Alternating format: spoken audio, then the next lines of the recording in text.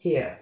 At the moment, I do it like this. I take a skein and tear off a piece. Before, you and I remember first divided by 2. Yes. Then we divided it probably into 3 or perhaps 2 distinct sections.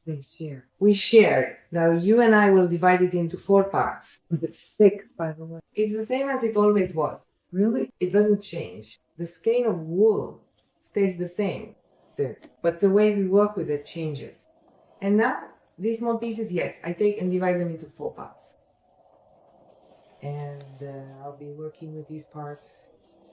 So, first of all, I don't know. How do I put this? The main wool, the one that's lying there, doesn't get stuck together. Secondly, it's much more convenient for me to work with these small pieces. Look, let's start laying it out. So, I'm going to lay it out from the bottom up. You might indeed have a completely different table, and then you will be meticulously laying it out to the sides. However, you will absolutely need to precisely measure your shrinkage factor. That is to say, you must apply it in reverse, depending on precisely how the template lies for you, and thus the specific angle that you will ultimately apply will certainly change. Well, let's get started. What do? First of all, I want to tell you something else. If you have the space, go beyond the edge of the template a little more. It will be easier for you to wrap it. Yeah, indeed. So, what do? We will start right from this very spot, exactly from here. And what am I doing? Please take a careful look. Here, the roving that I am holding in my hand is gently guided to the right, and its delicate thin ends precisely overlap the section of roving that was carefully laid down before it, ensuring a smooth and continuous application. So, why am I doing it this way? These cut-off rings, if they end up on the front side, create a fuzzy effect and result in felt of not very good quality. If you do it like this, the finished product turns out much better. So I recommend that you duplicate the bottom layer, make it in a checkerboard pattern so that where you had seams, they won't be there. Because this part of the hat will be next to your head and it needs to fit well and be comfortable for you.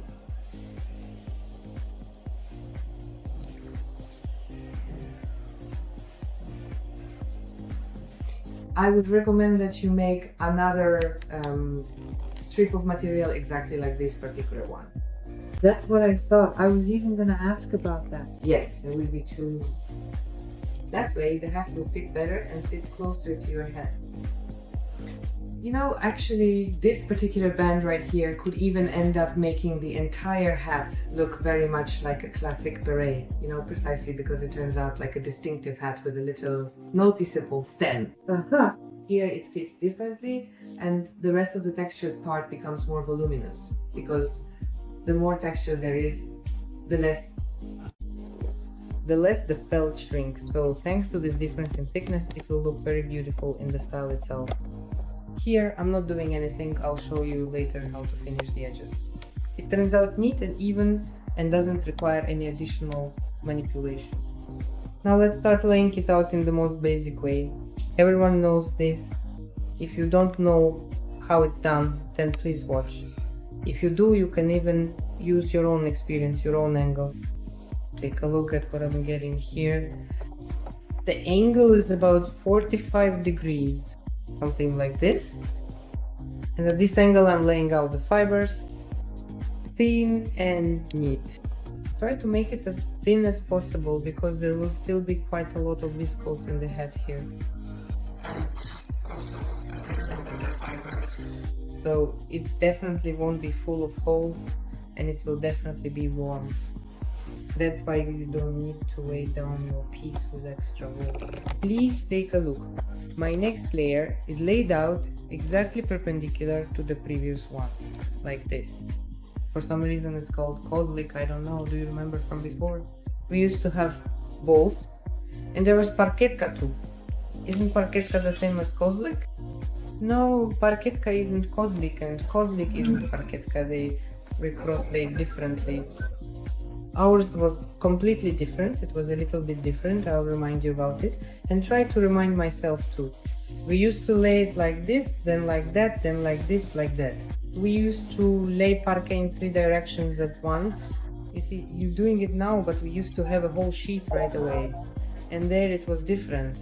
So like this, let's remove this one and continue under the nickname so that the fabric is uniform.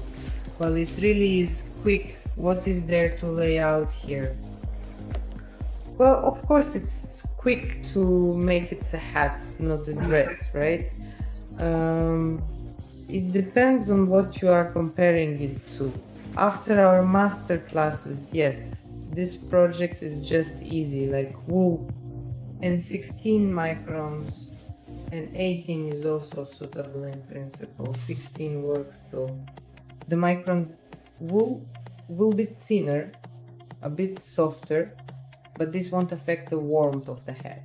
That is, even with this wool, it will still be quite warm.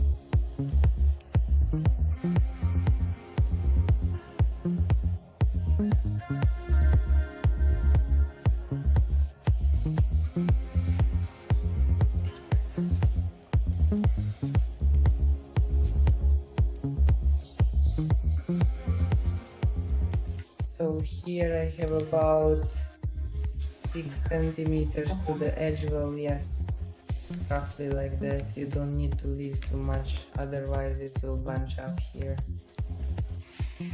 Let's see how it goes a bit further by hand.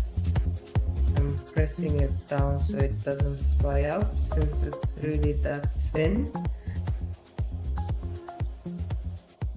Yesterday I went to fashion show of Ukrainian designers. I wore my new vest with textures in grey to the show, but honestly I have to say our textures, the bakery ones, made an impression on everyone. My new hat is going to be the center of attention 100%.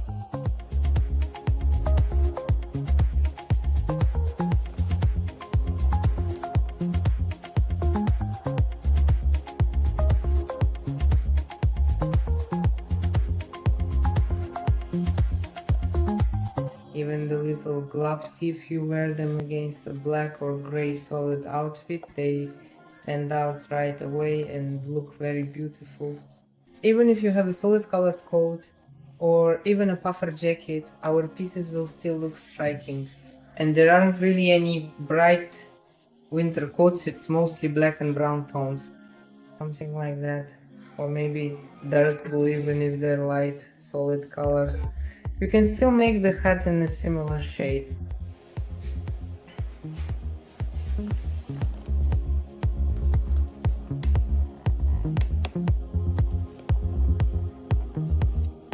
Of course, with a hat like this, any winter will be a joy, because even if it's slushy and grey outside, you put on something this bright and you always look beautiful and your mood is wonderful. At the same time,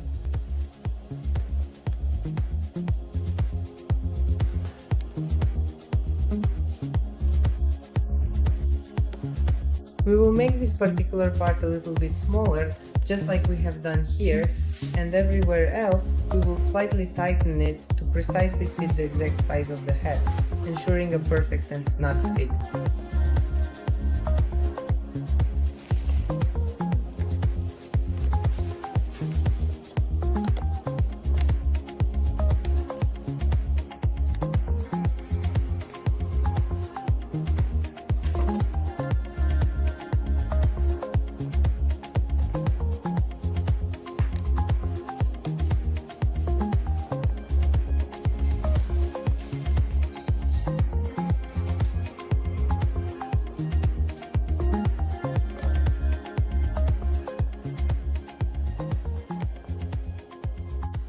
Of course, this kind of movement is mastered over years. Let me tell you, it's all in your hands and how you pull. Laying out the wool is very important, because if it's too thick, you'll never achieve an even result. The quality of the wool layout affects the finished product more than anything else. I remember when I started, it seemed like I was laying out the wool and using it properly.